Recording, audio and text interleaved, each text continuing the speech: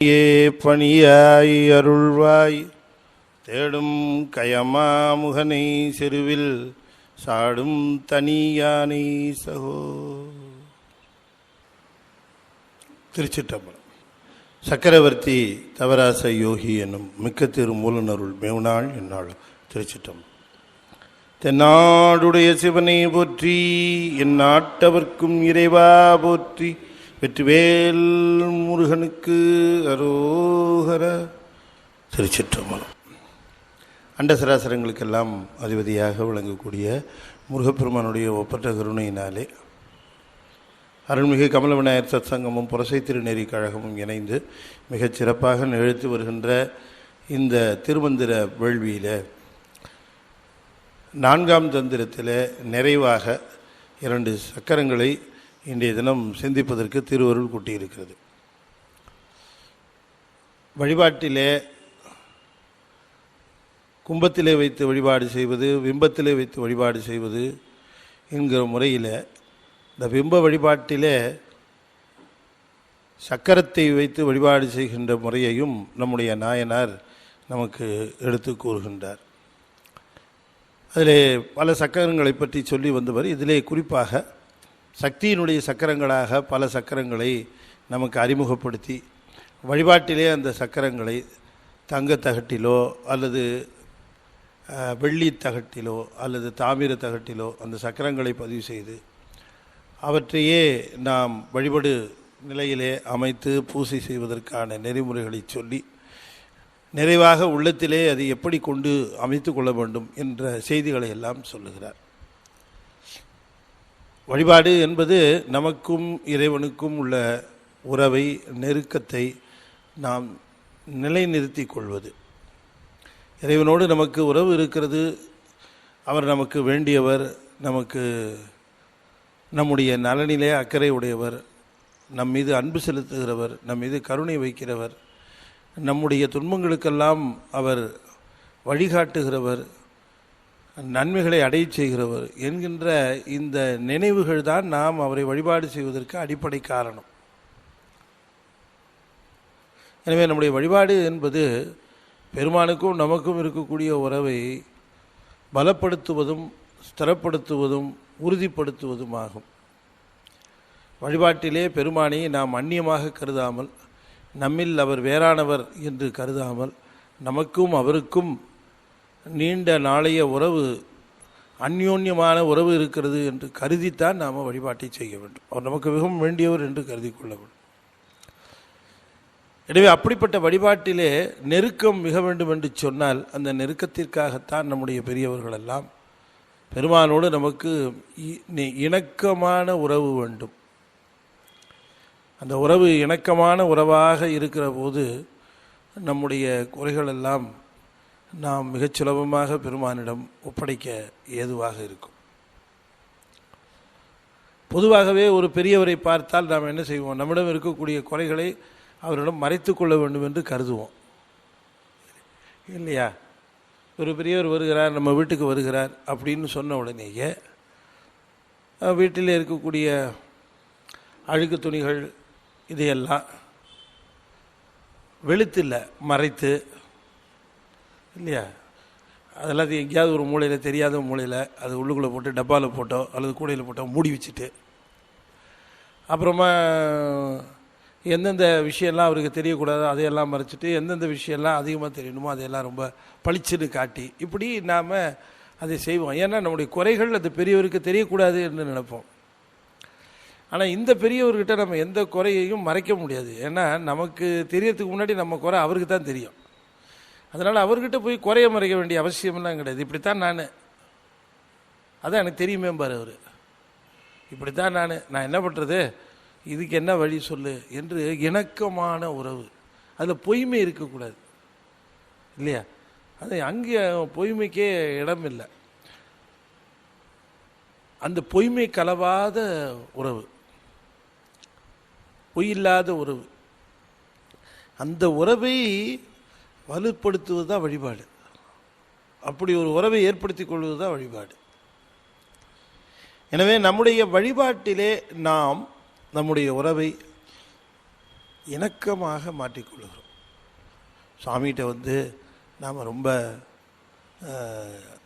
நம்முடைய குறைகளையெல்லாம் சொல்லி அவற்றையெல்லாம் நம்முடைய சுந்தரமூர்த்தி சுவாமி சொல்வது போல பிழையெல்லாம் தவிர பணிப்பாய், இந்த பிழைகளையெல்லாம் நீ பொறுத்து கொள்வதோடு அவற்றை மீண்டும் நான் செய்யாதவாறு என்னை நீ வழி நடத்தி சொல்ல வேண்டும் என்று விண்ணப்பித்து கொள்ள வேண்டும். அப்படிலாம் என்கிட்ட குறை இல்லைன்னு அவர்கிட்ட போய் சால்ஜாப்பெல்லாம் சொல்லக்கூடாது. அவருக்கு தெரியும் இல்லையா, நம்ம எப்போவுமே நம்முடைய குறையை யாராவது சொன்னால் நாம் உடனே அதை மறுத்து சொல்வது தான் நம்முடைய. அப்படிலாம் கிடையாது, அந்த மாதிரி கிடையாது. உங்களுக்கு அப்படி தெரியுது, அது மாதிரிலாம் இல்லை, நான் சரியாக தான் இருக்கிறேன் என்றெல்லாம் நாம் எதிர் வழக்காடுவது நம்முடைய இயல்பு. இப்படி உலகத்தவர்கள்ட்ட வேணால் எதிர் வழக்காடிக்கிட்டு இருக்கலாம், ஆனால் இறைவன்கிட்டையாவது அட்லீஸ்ட்டு அவர்கிட்டையாவது ஆமாப்பா உண்மையிலே நான் அப்படித்தான், என்னான்னு தெரியல, அப்படி இருக்குது ஒரு குறை, என்ன செய்யலாம் சொல்லு என்று அங்கேயும் பொய்மை இல்லாதபடிக்கு அவரோடு உறவாடுவது தான் வழிபாடு. வழிபாடுன்னா இது. ரொம்ப பேர் வழிபாடுன்னா என்ன நினச்சிக்கிட்டு இருக்காங்க அப்படின்னு சொன்னால், விளக்கேற்றி வத்தலைப்பாக்கு வச்சு பழத்தெல்லாம் வச்சு தீபாராதனை காட்டினோடனே வழிபாடு முடிஞ்சு போச்சு அப்படின்னு நினைக்கிறாங்க. அதல்ல. சப்மிஷன், நம்முடைய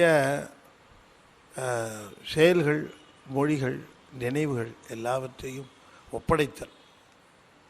அதில் இந்த சக்கர வழிபாட்டை பற்றி சொல்லுகிற பொழுது இன்னும் கொஞ்சம் கான்சன்ட்ரேஷன், பக்குவம், இன்னும் கொஞ்சம் அந்த பெருமான் மேலே இருக்கக்கூடிய ஆர்வம் ரொம்ப ஊன்றி இருக்கக்கூடிய நிலையில் இந்த சக்கரங்கள் உதவுகின்றன என்பதனால தான் வேறு யாரும் அந்த சக்கரத்தை பற்றி சொல்லலை. நம்ம திருமூலர் மட்டும்தான் அதை பற்றி பேசி அதற்கு விளக்கம் தருகிறார்.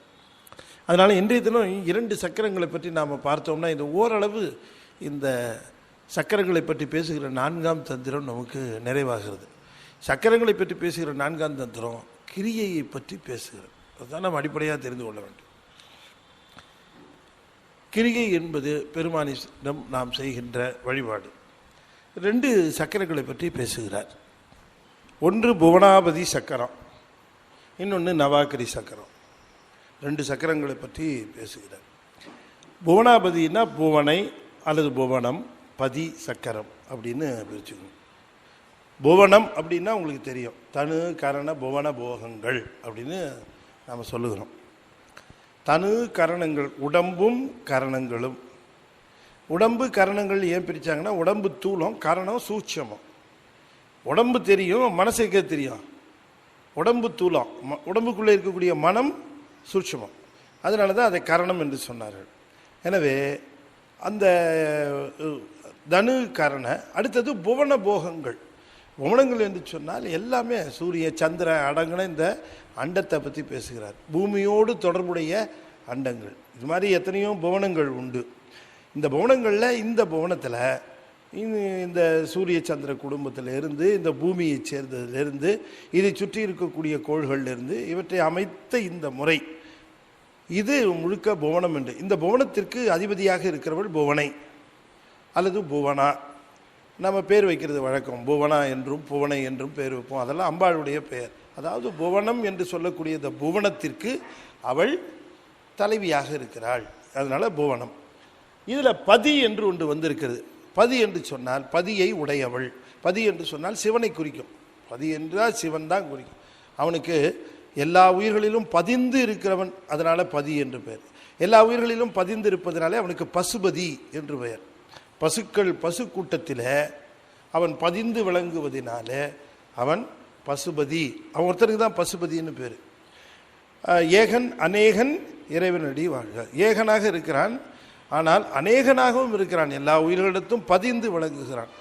அந்த பதிகின்ற தன்மை அவன் ஒருவனுக்குத்தான் உண்டு, அதனால் அவனுக்கு பசுபதினு பேர். ஸோ அந்த பதியை உடையவள்னு அர்த்தம். இது பதி என்று சொன்னாலும் இந்த பதியை உடையவள், உரிமையாக உடையவள். ஏனென்றால் எந்த சக்கரத்தை பற்றி பேசினாலும் நம்முடைய சுவாமி என்ன பண்ணுவார், திருமூலர், அம்பாள் சக்கரமாக இருந்தாலும் சிவனை ஒட்டித்தான் அந்த சக்கரத்தையோ வழிபாட்டையோ நாம் செய்ய வேண்டும். சிவன் இல்லாமல் சக்தி இல்லை. சிவனை நீங்கிய ஒரு எந்த வழிபாடு நமக்கு கிடையாது. எந்த நெறிமுறையாக இருந்தாலும் அது சிவன் தான் நிறைவு பொருளாகவும் முழுமுதற் பொருளாகவும் முடிந்த பொருளாகவும் இருக்கும். சிவம் நீக்கிய வழிபாடு நம்முடைய சைவத்தில் எங்கேயுமே கிடையாது. இது சக்கரமாக இருந்தாலும் கூட நிறைவு பொருள் சிவம். எனவே புவனா என்று சொல்லக்கூடிய புவனங்களினுடைய தலைவியாக இருக்கிறவள், பதியாக இருக்கக்கூடிய சிவத்தை உடைமையாக உடையவள் அவள். எனவே புவனாபதி என்பது அம்பாளினுடைய அந்த சிவத்தன்மையை குறிக்கும். ஆக அந்த சக்கரம், இந்த அம்பாளை பற்றி பேசுகிற போது அம்பாளினுடைய சிறப்பை எல்லாம் நிரம்ப சொல்லுகிறார். அதில் அம்பாளுடைய சக்கரத்தில் ஸ்ரீவித்தை என்று சொல்லக்கூடிய ஒரு சக்கரம் ரொம்ப வச்சுக்கிறேன். ஸ்ரீவித்தை என்று சொல்லக்கூடிய ஒரு சக்கரம் ரொம்ப வலிமையுடைய சக்கரமாக பேசப்படும். அதில்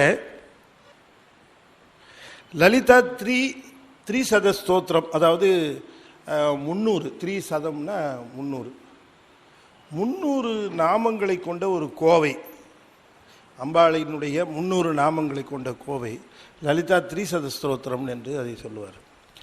இந்த தோத்திரத்தில் 300 விதமாக அம்பாளை அழைக்கக்கூடிய அந்த வாசகங்கள் இருக்கும் அவளை. அதில் ஒவ்வொன்றிலும் ஆரம்பமாக ஒரு அக்ஷரம் இருக்கும். இந்த அக்ஷரம் 20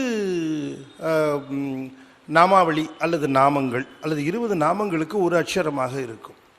ஆக இந்த 20 நாமங்களுக்கு ஒரு அக்ஷரம் என்றால் கிட்டத்தட்ட 15 அக்ஷரங்கள் நமக்கு தேவை.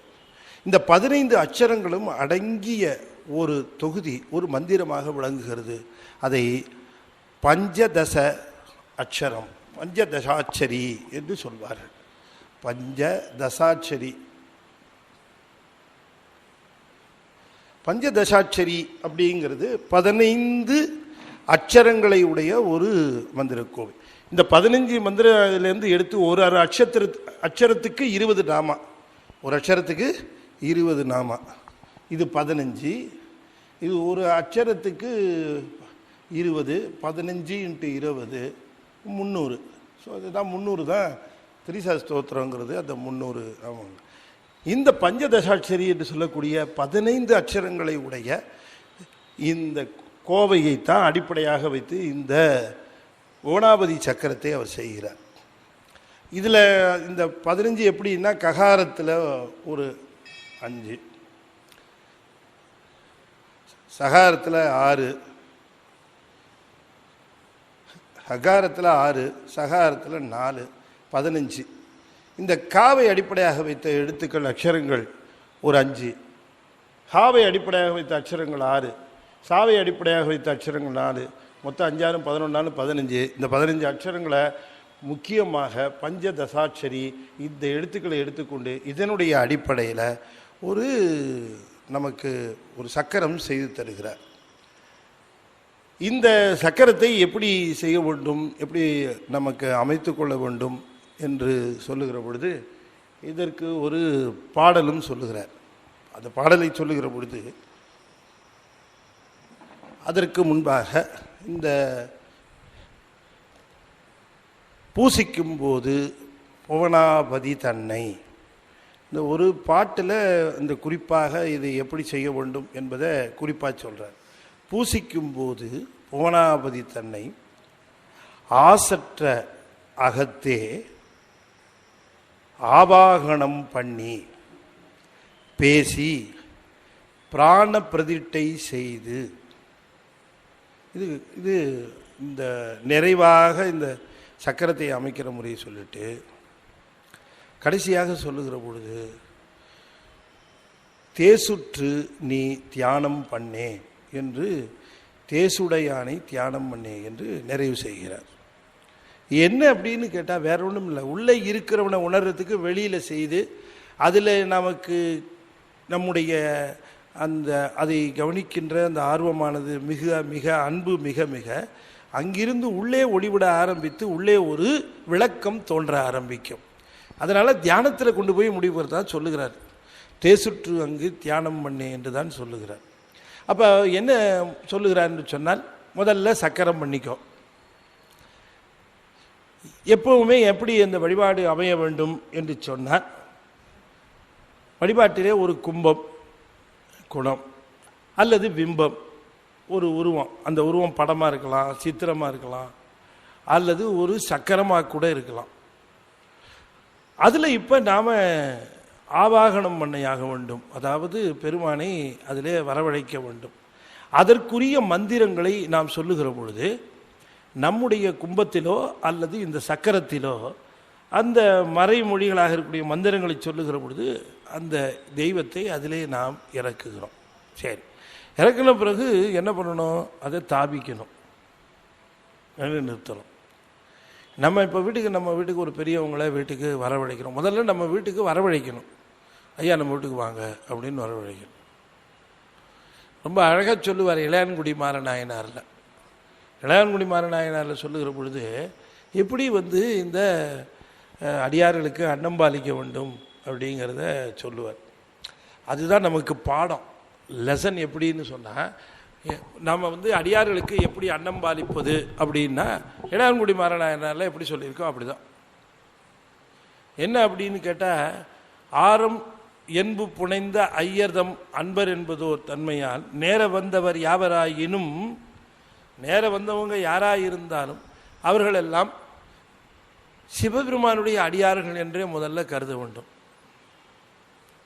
என்ன நெத்தியில் திருநீர் இல்லையே, வரும்போது அழிஞ்சிருக்கும், சிவனடியார் தான் அவர்.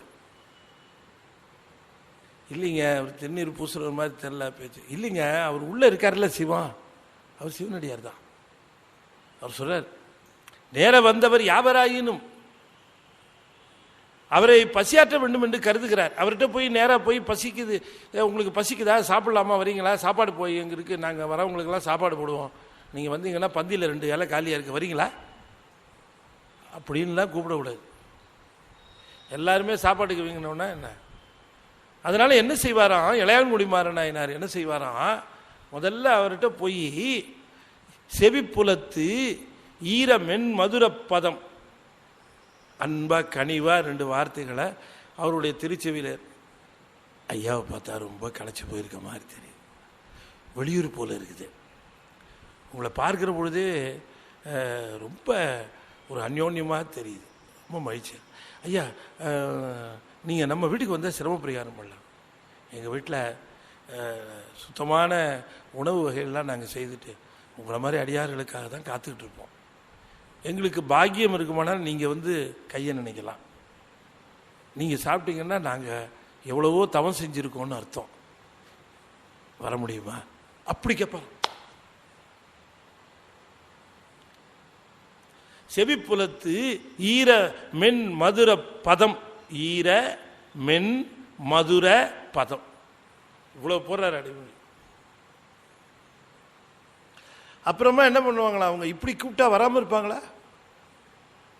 இப்படி கூப்பிட்டா யார் தான் வராமல், அதெல்லாம் ஒன்றும் வேணாம் சாப்பிடாம போகலான்னு நினச்சவங்க கூட இவர் பேசுகிற பேச்சை கேட்டு மறுப்பு சொல்ல முடியாமல், சரிங்க, இல்லை எங்கேயும் கிட்டக்க தான் இருக்குது, நம்ம வீடு கிட்டக்க தான் இருக்கு, கொண்டு வந்து மனை புகுந்து குலாவு பாதம் விளக்கிய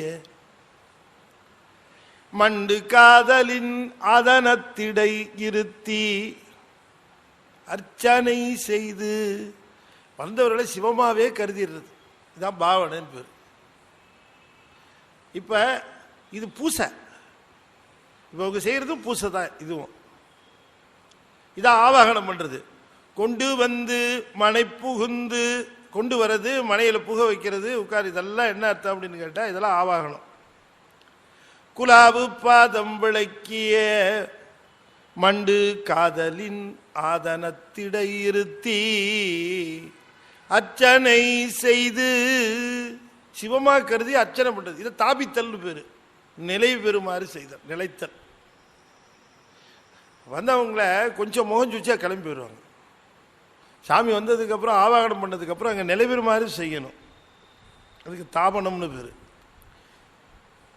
அது எப்படி செய்ய முடியும்? மந்திர மறைமொழிகளினாலே அவரை ஆவாகனம் பண்ணி தாபித்தல் வேண்டும். அதைத்தான் இங்கே சொன்னார், பிராண பிரதிட்டை செய்துன்னார். உயிர்ப்பித்தல் ஒரு பிராணன்னா உயிர் கொண்டு நிலை பெறுமாறு. வெறும் சக்கரமாக தான் இருந்தது அது, இப்ப மந்திர ஏறி போச்சு. முன்ன யார் வேணாலும் தொடரலாம், யார் வேணாலும் தொடரலாம், யார் வேணாலும் எடுத்து வைக்கலாம், யார் வேணாலும் போகலாம் வரலாம். ஆனால் அதுக்கப்புறம் உரியவர்கள் தான் அதை தொட முடியும். கல்லாக இருக்கிற பொழுது யார் வேணால் தூக்கலாம், கொள்ளலாம், போகலாம், கொண்டு போய் போடலாம். சிலையாக வடிக்கிற வரைக்கும் எப்படி வேணால் போடலாம். ஒரு இடத்துல பிரதிஷ்டை பண்ணி அது சாமி ஆனதுக்கப்புறம் உரியவங்க தானே தொடரும். அந்த உரிமை சக்கரத்துக்கு நாம் அதை செய்தோம்னா அது உரிமையுடையவருக்கு மட்டும்தான். அது இந்த படத்தெல்லாம் சரஸ்வதி பூஜை அன்றைக்கி எடுத்து எடுத்து மாற்றி கீற்றி இஷ்டத்துக்கு வைக்கிற மாதிரி நாம் மற்றவங்களை அதை கையாள விடக்கூடாது.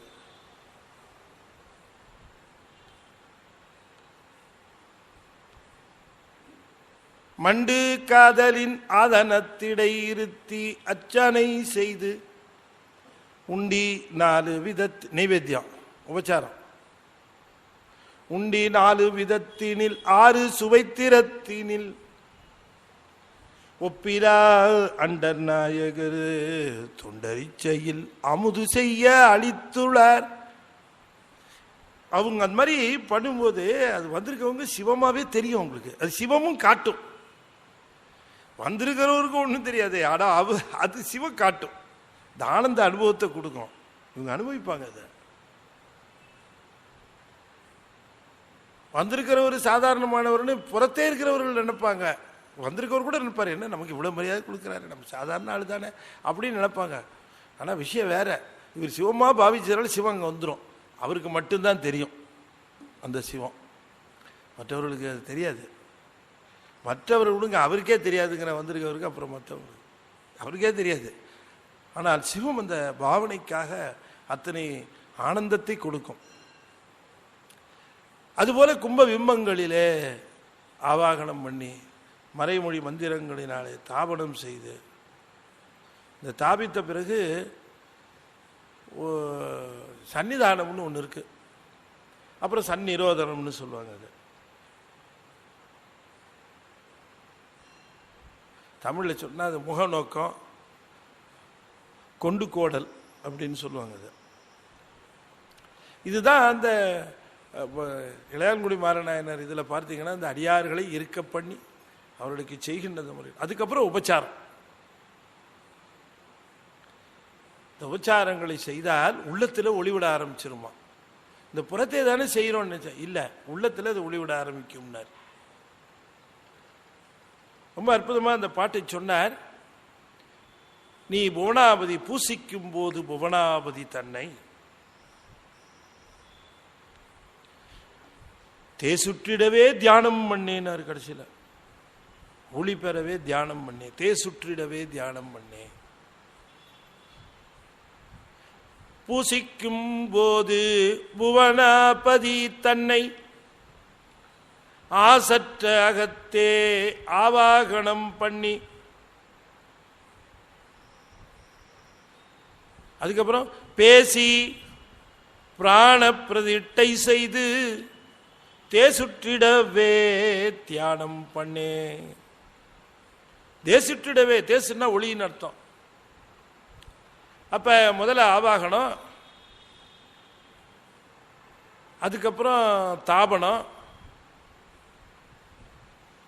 அதுக்கப்புறம் சன்னிதானம், அதுக்கப்புறம் சந்நிரோதனம், அப்புறம் உபச்சாரம்.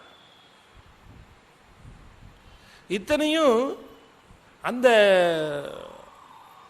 கும்பம்னா குடம் வச்சே கூட பண்ணுவாங்க. கும்பாபிஷேகம் மற்ற விசேஷ வைபவங்களில் குடத்தை வைத்து குடத்தில் ஆவாகணும். இப்போ குடம் இல்லாமல் படம் வச்சு கூட பண்ணலாம். பிம்பம், கும்ப பிம்ப தம்பம். இந்த பிம்பத்தில் செய்கிற பொழுது படத்திற்கு பதிலாக சக்கரை வச்சுக்கலாம். இந்த சக்கரத்தை எப்படி சொல்லுகிறாருன்னா, நான் ஒரு அவுட்லைன் தான் கொடுக்க போகிறேன். இது இந்த சக்கரமும் அடுத்த சக்கரமும் கொஞ்சம் காம்ப்ளிகேட்டட். ஆனால் அதனால் அது உரிய முறையில் நீங்கள் உடனே டக்குன்னு எடுத்துகிட்டு அதை போற்ற முடியாது. அது உரிய முறையில் உரியவர்களை வைத்து கொண்டு செய்யணும். இது எப்படி அடிப்படையாகனா, ஷட்கோணம் 6 கோணமுடைய முதல்ல ஒரு அறுகோணமாக ஒன்றை வரைந்து கொள்ள வேண்டும்.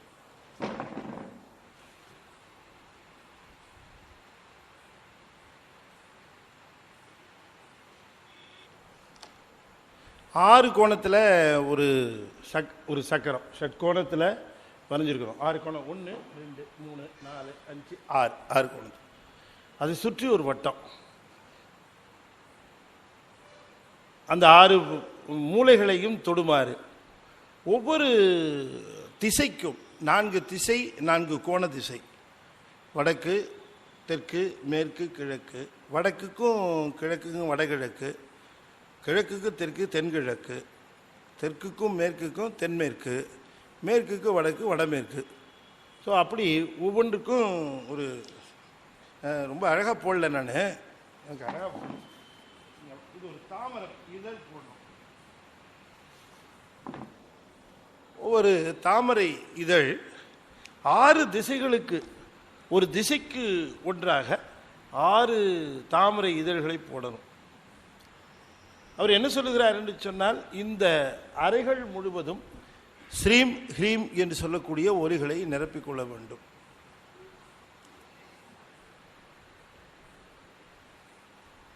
அறைகளுக்குள்ளே நிரப்பிக்கொள்ள வேண்டும். 6 இதழ்கள் இருக்கின்றன. 3 3 6. அதில் ஒவ்வொன்றுக்கும் 2 2 சரியா போட்டிருக்கண்ணா, 8 திசைகளுக்கு 8 தாமரை இதழ்களை போடணும். ஒரு இதழுக்கு 2 அட்சரம் விதமாக 2 16 அட்சரம் உயிரெழுத்துக்கள். 16 உயிரெழுத்துக்கள் ஸ்ரீம் ஹிரீம் உள்ளார நிரப்பிக்கொண்டு இந்த சக்கரத்தை நாம் அமைத்து கொண்டால் இது புவனாபதி சக்கரமாக இது விளங்கும். இந்த சக்கரத்திற்கு அம்பாளினுடைய அனுகிரகம், அதாவது இந்த ஸ்ரீவித்தை என்று சொல்லக்கூடிய அந்த சக்கரம் ரொம்ப சிறப்பாக பேச வேண்டும். இந்த பஞ்சதசாட்சரி என்பது காயத்ரி மந்திரத்தினுடைய ஒரு வடிவம் என்று சொல்லுவார்கள். காயத்ரி மந்திரம் ரொம்ப வலிமையானது என்று நம்ம பேச கேட்கிறோம். அதை போலவே இந்த பஞ்சதசாட்சரி என்று சொல்லக்கூடிய மந்திரம் மிக வலிமையுடைய ஒரு மந்திர கோவையாக இருக்கிறது. அதனுடைய அடிப்படையில் அமைத்த இந்த புவனாபதி சக்கரம் மிக அற்புதமாக என்ன செய்யும் என்று சொன்னால், அவர் சொல்லுகிறார், தேசுற்றிடவே தியானம் பண்ணே, அம்பாளை உள்ளத்திலே ஒளிமயமாக கொண்டு வந்து ஏற்றிவிடும் என்று அது குறிப்பிடுகிறது. எனவே சக்கரம், இந்த சக்கரத்தினுடைய நிறைந்த பலனாக இருப்பது அம்பாளை உள்ளத்திலே ஏற்றி அந்த நிலையிலே அங்கேயே அவளை நாம் பூசிப்பது. இப்போ ஒருத்தர் தை அமாவாசை சரபோஜி மன்னர் வந்தார். ஒருத்தரை பார்த்து கேட்டார், இன்றைக்கி என்னையா திதி அப்படின்னு கேட்டார். ஏன்னா அவர் பஞ்சாங்கம் கணிக்கிறவர்னு யாரோ சொல்லிட்டாங்க. நம்ம ஆளுங்க அவ்வளோ தூரம் தான் சொல்லுவாங்க, வேறு எப்படி சொல்லுவாங்க? அவர் எங்கேயோ இருக்கிறார். அவர் யார்? அபிராமி பட்டர். எங்கேயோ சக்தி உபாசனையில் எங்கேயோ இருக்கிறார். யாருன்னு கேட்டால் பஞ்சாங்கம் கணிக்கிறவர், ஆனால் சரியாக யாரையும் மதிக்க மாட்டாருன்னு. சரி நம்ம போய் கேட்போன்ட்டு ராஜா போய் கேட்குறாரு, இன்றைக்கி என்ன திதினார். ஏன்னா அமாவாசைக்கு தான் அவர் கடலில் குளிக்கிறதுக்காக வந்திருக்கார். நீங்கள் பௌர்ணமின்னார் அவர். ஏன் அப்படின்னாரு, உள்ளத்தில் ஒளிமயமாக இருக்கிறாவ அவருக்கு இல்லையா? அந்த வழிபாட்டினாலே, அந்த வழிபாட்டினுடைய பயனாக ஒளிமயமாக இருக்கிற பொழுது யாராவது அமாவாசைன்னு சொல்லுவாங்களா? பட்ட பகர் பொழுதை இருள் என்ற பச்சர்தம் பச்சமோ எம் பச்சம் அப்படின்னாரு தாய்மானவர். பட்டப்பகலாக இருக்கிற ஒரு பொழுதை பார்த்து ஒருத்த இவ்வளோ இருட்டாக இருக்கேன்னு சொல்கிறான். அவனை நம்ம என்னன்னு சொல்கிறது? இன்னும் இவ்வளோ இருட்டாக இருக்கு அப்படிங்கிறான். அப்படின்னா என்ன அர்த்தம்? ஒன்று கண்ணை மூடிட்டு இருக்கான்னு அர்த்தம், இல்லை திறந்திருக்கிற கண்ணு ஏதோ ப்ராப்ளம் இருக்குன்னு அர்த்தம். அப்படி தானே நாம் நினைக்க முடியும். அது சுவாமி சொல்லுகிறார், பட்ட பகற்பொழுது இருள் என்ற பட்சர்தம் பட்சமோ எனது பட்சம். பார்த்த இடம் எங்கனும் நிலை தெரியாது கொத்து விளங்கும் சிவமே. எல்லா இடத்துலையும் பார்த்தா சிவத்தினுடைய அடையாளம் எல்லா இடத்துலையும் தெரியுது. அப்படி இருக்கும்போது எங்கே சிவம் எங்கே சிவன்னு கேட்குறானே, அப்போ ஒருவேளை அவன் பட்டப்பகர் பொழுதிலேயே ராத்திரி இருட்டா இருக்கேன்னு கேட்குறவனா இருப்பானோ அப்படிங்கிற நன்றாக தெளிவாக தெரிகின்ற ஒன்றை, நல்ல வெளிச்சமாக இருக்கிற பகர் பொழுதில் ஒருத்தர் ஏங்க இன்னைக்கு ராத்திரி எவ்வளோ நாள் இங்கே இது மாதிரி இருக்கும் அப்படின்னு கேட்டான்னா நீங்கள் என்ன நினைப்பீங்க அவனை பற்றி? அப்ப ஒரு உறுதிப்பாடாக தெரிந்த ஒரு பொருளையே இவன் சந்தேகப்படுவானேயானால் இவனுடைய பார்வையிலே ஏதோ ப்ராப்ளம் இருக்குன்னு அர்த்தம். அதுபோல இவர் உள்ளத்து நிறைந்த ஒளிமயமாக இருக்கிறார். அவர் கேட்கிற பொழுது இன்னைக்கு என்ன தேதினா பௌர்ணமின்னுட்டார். ஏன்னா அவருக்கு தினம் பௌர்ணமி இல்லையா? திருவாரூரில் தினம் பிரதோஷம், ஒவ்வொரு ஊருக்கு ஒரு விசேஷம். அது மாதிரி இங்கே தினம் பௌர்ணமி. ஆக அந்த ஒளிமயமாக தேசு உற்றிடவே தியானம். நம்முடைய உள்ளத்தில் ஒளி வர ஆரம்பிச்சதுன்னா, உள்ளத்தில் ஒளி என்பது என்ன அப்படின்னு கேட்டால் ஏதோ ஒரு 1000 வாட் பல்பு போட்டு எரியும் போல இருக்குன்னு நினச்சக்கூடாது. என்னென்ன எல்லாமே தெளிவாக தெரியும், எல்லாம் சிவமயமாக தெரியும், எல்லாம் அவனுடைய பெருங்கருணை என்று தெரியும். எதுவுமே ஒரு சாதாரண அற்ப பொருளாக தெரியாது, எல்லாமே அற்புத பொருளாக தெரியும். பெருமானுடைய பெருங்கருணை என்ன எவ்வளோ! ஒரு பூவை பார்த்தா இது என்ன இத்தனை வண்ணமாக இருக்கிறத, இது எப்படி இந்த வண்ணத்தை தீட்டி இருப்பான்? ஒரு பறவை பறக்கிற பொழுது அதனுடைய சிறகில் இருக்கக்கூடிய வண்ணங்கள், அதனுடைய அழகில் இருக்கக்கூடிய வண்ணங்கள். ஒரு காக்காவை எடுத்துக்கிட்டா கூட நீங்கள் எல்லாம் கருப்புங்கிறீங்க, தயவுசெய்து நீங்கள் இன்னொரு தடவை அதை ஒத்து பார்க்கணும். நீங்கள் காக்காவை இது வரைக்கும் சரியாக பார்க்காதவர்கள் தயவுசெய்து காக்காவை பார்க்கவும், எப்படி கவனித்து பார்க்கவும். அது பார்த்தீங்கன்னா கருப்பில் அவ்வளோ ஷேடு இருக்கும். அதில் கருப்பில் எத்தனை விதமான கருப்பு உண்டோ அத்தனை விதமான கருப்பு இருக்கும். அழகு ஒரு கருப்பு, இந்த கழுத்து பக்கம் பார்த்தா அது ஒரு வேறு கருப்பு, கிரே பிளாக்கு. அந்த ரெக்கை பார்த்தீங்கன்னா அது ஒரு கருப்பு, கால் பார்த்தீங்கன்னா அது ஒரு விதமான கருப்பு. எல்லாமே கருப்பு இல்லை, எல்லாம் ஒவ்வொன்றும் ஒரு விதமாக இருக்குது. அப்படி எல்லாம் ஒட்டு மொத்தமாக ஏதோ தாரில் போட்டு குளிப்பாட்டி எடுத்த மாதிரிலாம் கொடுக்கல கடவுள். அதில் அப்படியே அந்தந்த அந்த வண்ணத்தை அவ்வளோ அழகாக கொடுத்துருக்கிறார். ரொம்ப இவ்வளவு செய்திருக்கிறார். அதில் எப்படி இவ்வளோ வேறுபாடுகள் இருப்பதில் இருந்த அதை செய்தது ஒரு அறிவுடையவனாக இருக்க முடியும், பெருமானுடைய பெருங்கருணையாகத்தான் நிச்சயமாக இருக்க முடியும். எனவே அந்த ஒளி உள்ளத்தில் தெளிவு, பெருமான் எங்கே இருக்கிறான்னு நாம் பெரியவங்களாம் சொல்லுகிறார்கள். உள்ளத்தில் இருக்கிறான், உலகத்தில் இருக்க பொருள்கள் இருக்கான், எல்லாத்துலேயும் இருக்கிறான்னு சொல்லுகிறார்கள், சொல்கிறாங்களே நம்புகிறோம். ஆனால் நாமே அதை பார்த்து அனுபவிக்கணும், நாமே அதை உணரணும். ஆஹா இருக்கிறாயா சுவாமி என்று உணரணும். அது அந்த மாதிரி அந்த உள்ளத்திலே அம்பாள் குடிகொள்வாள் என்று சொல்லுகிறார். அடுத்ததான் நவாக்கிரி சக்கரம் என்று ஒரு சக்கரத்தை பற்றி பேசுகிறார். இந்த நவாக்கிரி சக்கரமும் கூட இந்த ஒலிகள் எல்லாம் எல்லாம் ஒரு நவானாலே தெரியும் உங்களுக்கு, 9 அட்சரங்கள். இந்த 9 அட்சரங்களையும் அவர் வரிசைப்படுத்துகிறார். நவம்னா 9, நவாக்கிரி நவ அட்சரம், 9 அட்சரங்களை தேர்ந்தெடுத்து 9 ஒலிகள். இந்த 9 ஒலிகளையும் முதல் ஒலியாக சௌம் எடுத்துக்கிறார். சௌம் அப்படிங்கிற ஒரு ஒலி. நிறைவு ஒலியாக க்ளீம் அப்படின்னு எடுத்துக்கொள்கிறார். இந்த வரிசையை இந்த 9 ஒலிகளையும் 9/9 81 அறைகள் இருக்குது. இங்கே 10 ரேகை 10 ரேகையாக போட்டிருக்காரு. குறுக்கு நெடுக்குமா 10 ரேகை, மேலே 10 ரேகை, குறுக்கால ஒரு 10 ரேகை. இந்த 10 ரேகையிலையும் மொத்தம் 81 அறைகள் கிடைக்கிது. 9 9 81 9 அட்சரங்களையும் இதில் நெடுக்கும் குறுக்குமா அடிக்கிறாங்க. முதல் வரிசையில் 9 அட்சரம், அடுத்த வரிசையில் கொஞ்சம் ஆர்டரை மாற்றுறார். இந்த எப்படி மாற்றி அதை எப்படி போடுகிறாருங்கிறத சக்கரத்தை பார்த்து நாம் தெரிந்து கொள்ள வேண்டும். இதில் துவக்கமாக இருப்பது சௌம், பிறகு ஒவ்வொரு ஒலியாக சேர்த்து கொண்டே போய் க்ளீமில் முடிச்சிடணும். எதாக இருந்தாலும் அப்படி முடிக்கிற பொழுது அதனோடு சேர்த்து சிவாய நம என்கிற அந்த மந்திரத்தையும் சொல்லணும், அந்த 5 எழுத்து மந்திரத்தையும் சொல்லணும். இப்படி சொல்லுகிற பொழுது என்ன விளைகிறது அப்படின்னு சொல்லுகிறார். நலம் தரும் ஞானமும் கல்வியும் எல்லாம்,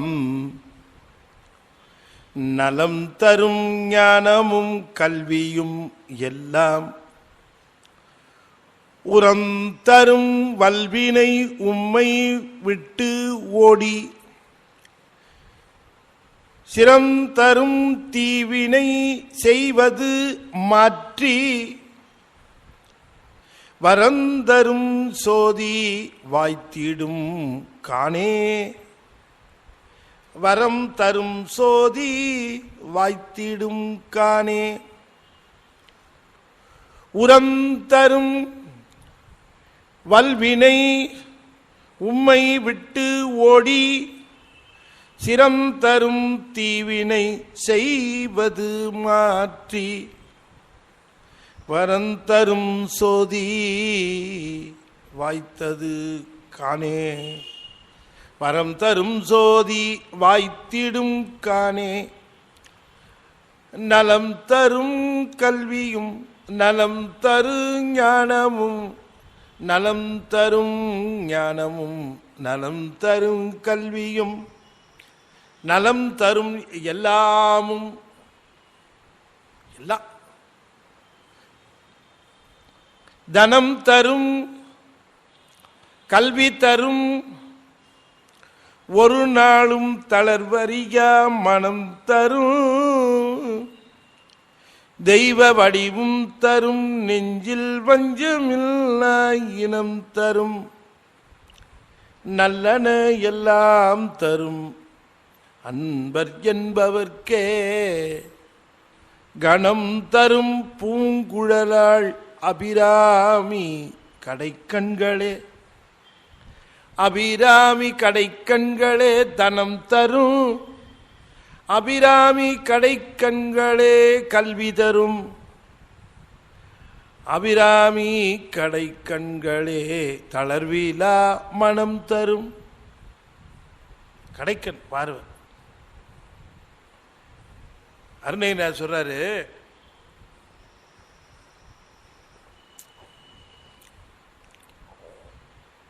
இந்த முருகன் கையில் வேல் இருக்க, அந்த வேல் எப்படி சார் இருக்கும்? அப்படி வேல் எப்படி இருக்குன்னா, நல்ல உதாரணம் சொன்னால் உனக்கு புரிஞ்சிடும். என்ன, வள்ளியம்மா கடைக்கன் இருக்குல்ல, அது மாதிரி இருக்கும் அப்படின்ட்டு.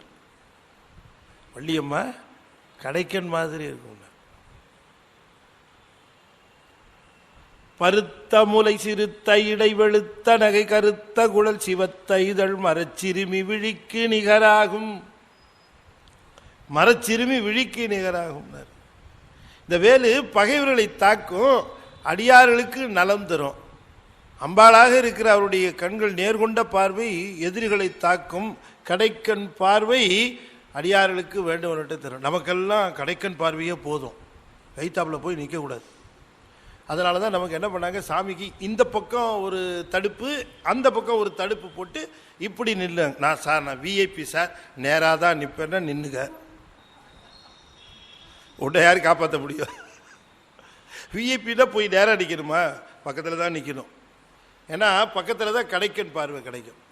அதுதான் நமக்கு போதும், அது போதும். அதனால் கடைக்கண் பார்வை படும் மாதிரி பார்வை கடையில் வருகிற பொழுது அந்த பார்வை கடைக்கண் பார்வை. தனம் தரும் கல்வி தரும் தனம் தரும் கல்வி தரும். எல்லா கல்வியும் படித்து என்ன பண்ணுறது? காசு வருமா இந்த படிப்பில்? தரும். தனம் தரும் கல்வி. இப்போவே கேட்குறாங்க, சார் இந்த கோர்ஸ் போனால் சம்பாதிக்கலாமா, அந்த கோர்ஸு போனால் சம்பாதிக்கலாமா? அப்படி தான் இல்லையா? அதனால் நம்ம அபிராமி பட்டருக்கு தெரியும் போல இருக்கு. தனம் தரும் கல்வி தரும் தனம் தரும் கல்வியும் தரும் ஒரு நாளும் தளர்வறியா மனம் தரும். எல்லாத்த விட தெய்வ வடிவும் தரும்.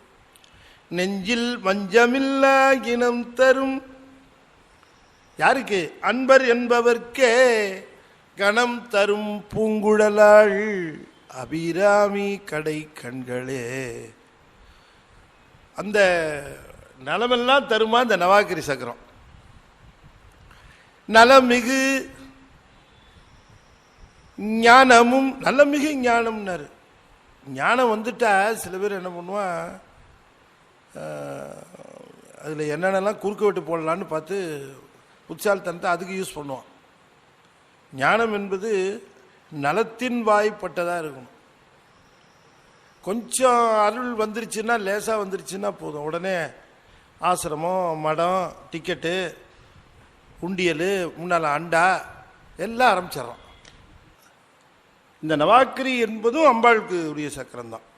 இந்த சக்கரமும் அம்பா சக்கரங்கள் எல்லாமே, சக்கரங்கள் மட்டுமல்ல, எல்லா விதமான உருவ வழிபாடு அல்லது எல்லா விதமான இந்த மாதிரி ஆவாகனம் பண்ணி செய்கிற எல்லாமே அருவுருவ நிலை வர வரைக்கும் நீங்கள் எல்லாமே அம்பாள் தான். எந்த உருவத்தை நீங்கள் தியானம் பண்ணாலும் அம்பாள் மூலமாக தான் போறீங்கன்னு அர்த்தம். அப்புறம் அருவுருவமாக இருக்கக்கூடிய சிவலிங்கம் போனீங்கன்னா அம்பாளையும் சாமியும் சேர்த்து, அதையும் ரெண்டி தாண்டி அருவ நிலைக்கு நீங்கள் உள்ளே போய் அவர் எல்லாத்துலேயும் மனசில் அவரை நீங்கள் நினைக்க ஆரம்பிச்சிங்கன்னு சொன்னால் அருவத்தில் அவரை வழிபட ஆரம்பிச்சிட்டிங்கன்னு அர்த்தம். ஒரு அது இன்னும் உங்களுக்கு ஒரு புதுமையாக தெரியும். ஆனால் அது வந்து ஒரு புதுமையே கிடையாது. நீங்கள் சிவம்னு நினச்சா அது ஒரு ஃபார்ம் எடுக்கும் மனசுக்குள்ளே.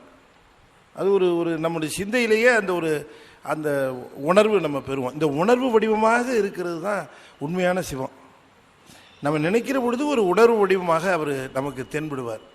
நமக்கு உதவி செய்கிறவர் உருவம் இல்லாமல், ஒரு வடிவம் இல்லாமல், ஒரு எந்த விதமான நிலையும் இல்லாமல் உணர்வு பூர்வமாக நம்ம கூட இருப்பார் சிவம்.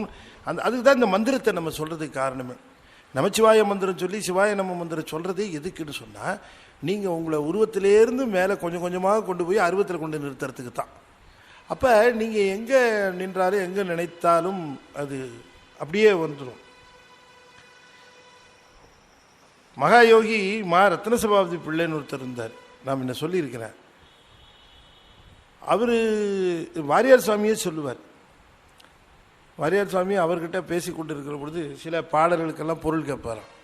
வாரியார் சாமி கேட்பாராம், இது என்னங்க, என்ன சாமி அப்படின்னு.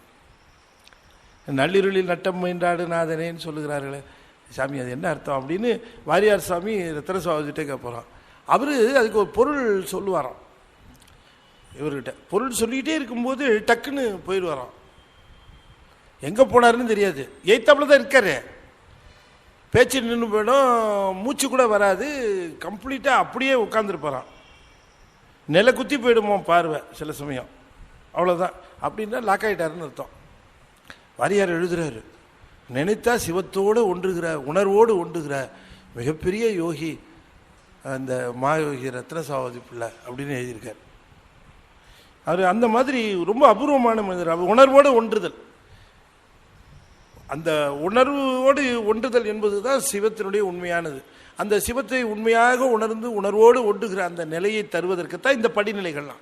நீங்கள் சக்கர வழிபாடு செய்வதாக இருந்தாலும் சரி, படத்தை வச்சு வழிபாடு, இல்லை திருக்கோயிலுக்கு போய் வழிபாடு செய்வதாக இருந்தாலும், அல்லது திருமுறையை ஓதுவதாக இருந்தாலும் சரி, முடிவாக அதுக்கு என்ன வேணும் அப்படின்னு கேட்டால் நீங்கள் உணர்வில் அவரை உணரணும், உணர்வில் அவரை அனுபவிக்கணும். சிவம் அப்படிங்கிற பொழுது நம்ம அறியாமல் ஒரு மெய் சிலிர்த்தல், அன்பு, அந்த ஒரு உணர்வு உள்ளே இருந்து நான் இருக்கிறேன்னு தெரியலையே அவனுக்கு அப்படின்னு அவர் கேட்குறது நமக்கு தெரியும்.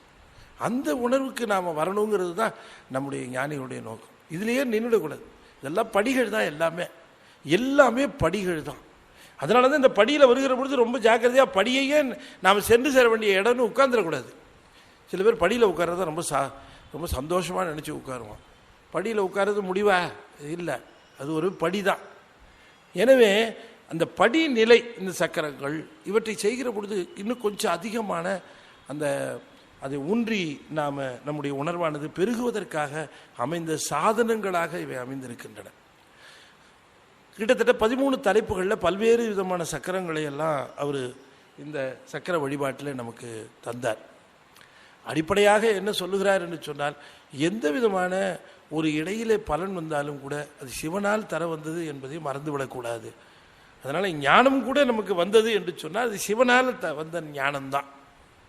அந்த ஞானத்தை வைத்துக்கொண்டு வியாபாரம் பண்ணாத, அந்த ஞானத்தை வைத்துக்கொண்டு இன்னும் மேலே எப்படி போக வேண்டும் என்று தான் நாம் பார்க்கணும், இல்லையா? அதான் ஒரு சாமியார் எழுதுனதாக ஒரு பேப்பரில் படித்தேன், நார்த்து இதில். என்னால் கடவுள் எங்கே இருக்காருன்னு கூட ரொம்ப சுலபமாக தேடி கண்டுபிடிச்சிட முடியும். ஆனால் என் ரூமுக்குள்ளே கேமரா எங்கே வச்சுருக்கிறாங்கிறது தான் என்னால் கண்டுபிடிக்க முடியலன்னு சொன்னாராம் அவர்.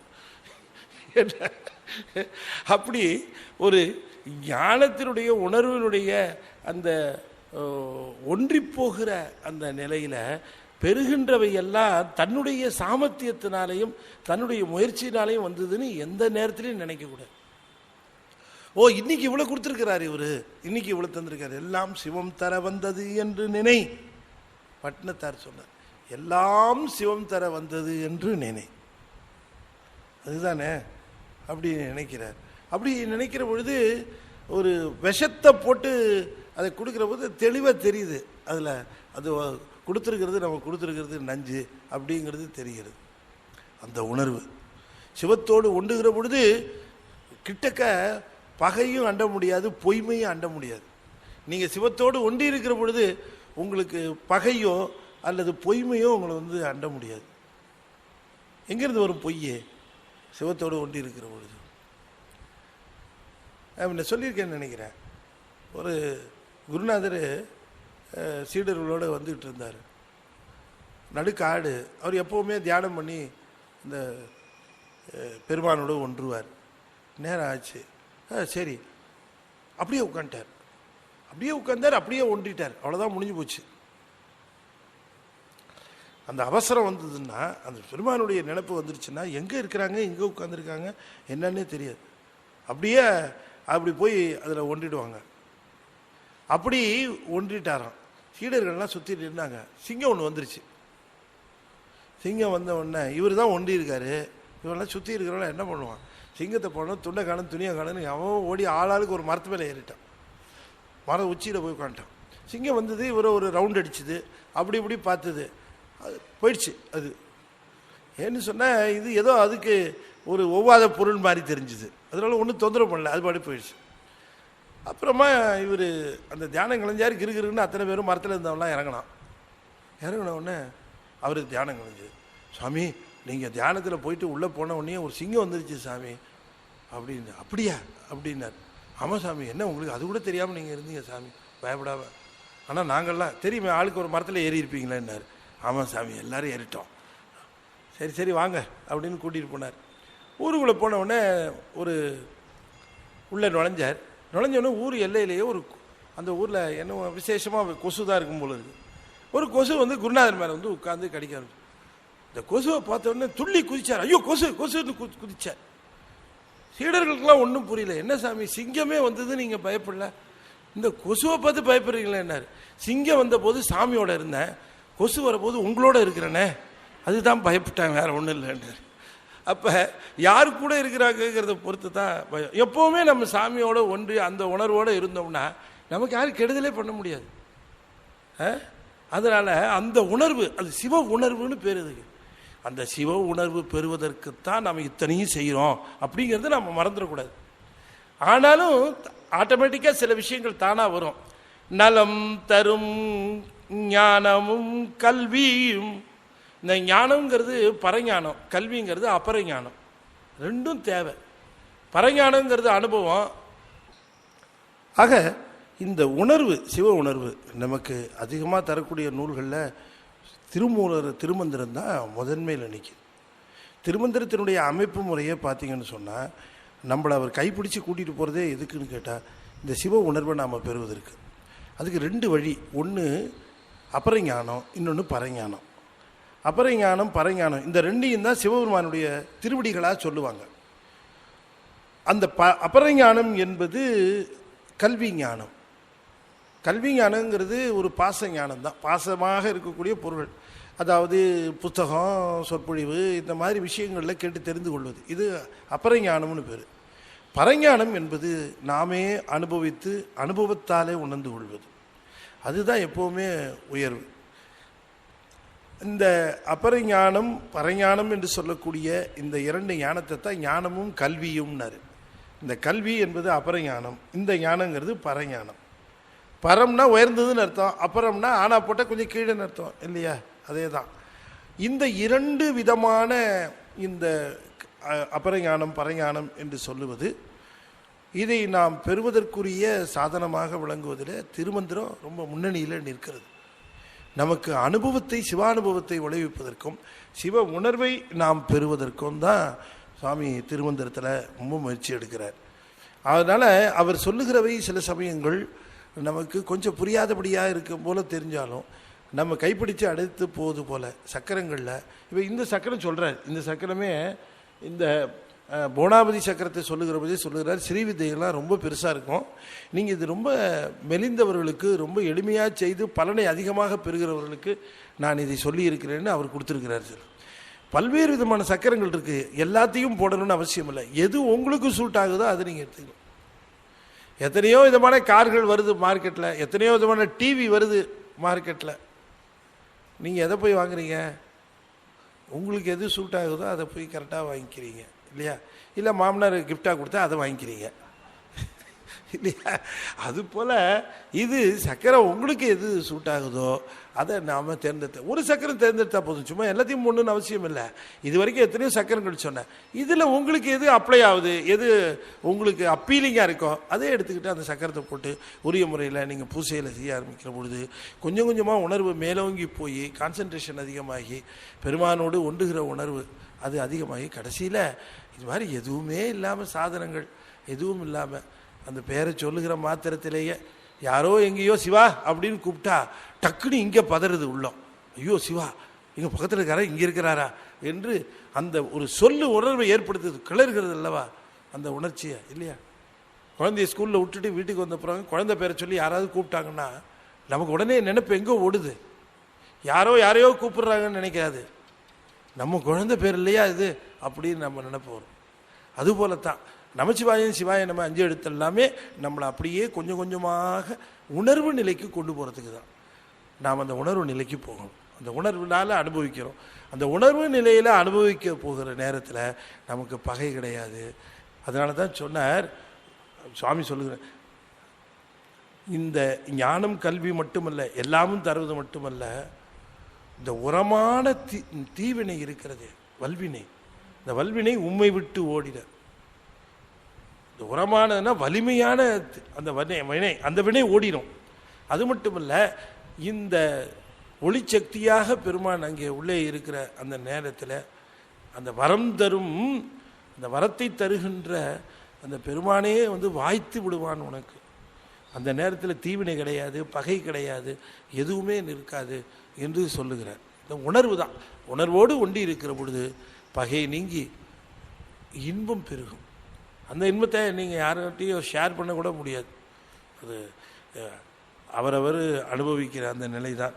அவ்வாறு ஒருவருக்கு அறிவிப்பதல்லால் எவ்வாறு ஒருவருக்கு இசைவிப்பது, அவங்களுக்கு இறைவன் அறிவிக்கிறான், தெரிவிக்கிறான், உணர்வுபூர்வமாக அமைகிறான். எனவே சக்கரங்களை பொறுத்த வரைக்கும் நாம் பார்த்த சக்கரங்களில் சிலது புரியுது, சிலது புரியலையே என்று நாம் கருதி வருத்தப்படாமல், ஆக இந்த அற்புதமான இந்த 4ஆம் தந்திரம் நம்முடைய கிரியை வழிபாடு எப்படி 3ஆம் தந்திரம் யோக வழிபாடை பற்றி பேசுதோ, 4ஆம் தந்திரம் முழுமையும் நாம் கிரியை வழிபாடு. எங்கேயுமே 4ஆம் தந்திரம் அதிகமாக பேசுறது இல்லை. காரணம் என்னென்னா, சக்கரங்களை நாம் இப்படி இங்கே சௌரியம் பண்ணி கொடுத்தாங்க, ஒரு போர்டு வச்சாங்க, ஒரு பேனா வச்சாங்க, நடுவில் 1-2 சக்கரங்களை நாம் இது 4ஆம் தந்திரம் கூட சீடி எவ்வளோ தூரம் மக்களுக்கு புரியும்னு எனக்கு தெரியல. அது நான் பாட்டுக்கு சக்கரத்தை போட்டுட்டு இங்கே பேசிகிட்டு இருக்கேன், அதில் உள்ள எவ்வளோ தெரிஞ்சு கொள்வார்கள் என்பது எனக்கு தெரியாது. ஏன்னா சீடியை விடுங்க சார், நேராக வந்து தான் எங்களுக்கு என்ன அப்படியே ரொம்ப புரிஞ்சு போச்சா அப்படின்னு நீங்கள் கேட்குறது என் காதில் உழுவுது. இருந்தாலும் 1-2 சக்கரங்களினுடைய அடிப்படை, சக்கரங்களுடைய தெளிவு முறை இவற்றையெல்லாம் ஓரளவுக்கு சொல்லியிருக்கிறேன். நான் முழுமையாக சொல்லிட்டேன்னு நான் சொல்ல மாட்டேன். இது அடிப்படையாக வைத்துக்கொண்டு நீங்கள் நூலை நீங்கள் பண்ணிக்கணும். நீங்கள் நூலை பார்க்கணும், நூலினுடைய மூலத்தை பார்க்கணும். உரையெல்லாம் ரொம்ப கடினமாக இருக்கும், எல்லாரும் உரையை ரொம்ப கடினமாக தான் எழுதியிருக்கிறாங்க. ஆனாலும் கவலைப்படாதீங்க, பயப்படாதீங்க. நீங்கள் அதில் ஏதாவது ஒரு சக்கரத்தை தேர்ந்தெடுத்து உரியவரிடம் கேட்டிங்கன்னா அந்த சக்கரத்தை போட்டு, இப்போ ஐயா சொல்லியிருக்கிறாங்க, நம்முடைய மணிவாசக ஐயா சொல்லியிருக்காங்க, இதில் இருக்கக்கூடிய முக்கியமான சக்கரங்களை அடியன் தேர்ந்தெடுத்து அந்த சக்கரங்களை அமைப்பு முறையில் அமைத்து அது எப்படி வழிபாடு செய்வது, எப்படி செய்வது, வழிபாட்டை எப்படி செய்வது என்கிற அந்த முறையை இங்கே உங்களுக்கு ஒரு குறிப்பு மூலமாக அந்த பாடல், குறிப்புற, சக்கரம், விவரம், அதை ஓதுகின்ற முறை, வழிபாட்டு முறை அத்தனையும் போட்டு ஒரு நூல் வடிவில் இங்கே தர நாம் முடிவு செய்திருக்கிறோம். அதை உங்களுக்கு எல்லாருக்கும் இங்கே அதை வழங்குவோம் என்று சொல்லி இந்த அளவில் 4ஆம் தந்திரத்தை நிறைவு செய்து மீண்டும் அடியேன் செப்டம்பர் மாதம் தான் வருவேன். செப்டம்பர் மாதம் வருகிற பொழுது நான் ஐயாவோட தொடர்பு கொண்டு எப்பொழுது வருவேன் என்று சொல்வேன். அப்பொழுது நாம் சந்திப்போம் என்று கூறி 5ஆம் தந்திரம்லாம் ரொம்ப அற்புதமாக இருக்கும். அதில் தான் சரியை கிரியை ஆரம்பிக்கிறார். சரியைனா என்ன, கிரியைனா என்ன எல்லாம் ஆரம்பிக்கிறார். சுத்த சைவம் பற்றி பேசுகிறார். ரொம்ப அற்புதமான ஒரு பகுதி இந்த 5ஆம் தந்திரம். 6ஆம் தந்திரம் குரு. 6ஆம் தந்திரம் முழுக்க குரு எப்படி வருவார், குருவோட எப்படி தரிசனம், குருவோட உபதேசம் என்ன, எல்லாத்தையும் அது சொல்லுகிறார். அது கிட்டத்தட்ட திருமூலரே குருவாக மாறிடுவார். அது ரொம்ப அற்புதமாக இருக்கும். அதை நாம் அனுபவிக்க இருக்கிறோம் என்று சொல்லி நம்ம எல்லோருக்கும் ஒரு கவலையும் இல்லை. இனிமேல் நம்ம தான் சிவம் தான் முழு பொருள்னு அவர்கிட்ட சேர்ந்துட்டோம். அது இனிமேல் அவர் பாடு. நாம் தான் முதல்ல அவரை தேடிக்கிட்டு போயிட்டே இருக்கணும். அவரை போய் தேடி பிடிச்சிட்டா போதும், அப்புறம் அவர் பாடு. அவர் நம்ம பின்னால் வந்துக்கிட்டு இருப்பார். அப்படி தான் நடக்கும் இல்லையா? புறம் புறம் திரிந்த செல்வமே சிவபெருமானேன்னார். இவர் போகிற இடம்லாம் திருநாள் திரியிறானா சிவபெருமான். முதல்ல தான் அவர் ரொம்ப பிகு பண்ணிக்கிட்டு போயிட்டு இருந்தார். எங்கே இருக்கிறார் எங்கே இருக்கிறார் எங்கே இருக்கிறாருன்னு தேடி தேடி போயிட்டுருக்கார் இல்லையா? அதுக்கப்புறம் நீங்கள் இருந்தீங்கன்னா அவர் உங்களை தேடிட்டு இருப்பார் இல்லையா? அதுதான் இப்போ நம்ம விட மாட்டார் அவர். நாம் கொஞ்சம் மறந்துருந்தாலும் என்ன மறந்துட்டியா என்ன அப்படின்னு கேட்பார். என்னை பாட மறந்தனையோ அப்படின்னு கேட்டு பாட்டு வாங்கினாராம் சுந்தரமூர்த்தி சுவாமி. மழபாடியுள் என்னை மறந்தனையோ அப்படின்னு கனவுல கேட்டாராம். அப்படி சுவாமி நாம் போகிற வரைக்கும் பிடிக்கிற வரைக்கும் தான் கஷ்டம், போய் பிடிச்சிட்டோம்னா அப்புறம் அவர் நம்மளை பிடிச்சிடுவார். எனவே அப்படிப்பட்ட அற்புதமான நிலை உங்கள் எல்லாருக்கும் சிவபெருமான் ஞான அனுபவத்தை தருவார் என்று சொல்லி இந்த அளவிலே நிறைவு செய்து விடைபெறுகிறேன். 5 எழுத்து மந்திரத்தை இப்பொழுது நாம் 5 முறை ஓதுவோம். ஓ நமச்சிவாய,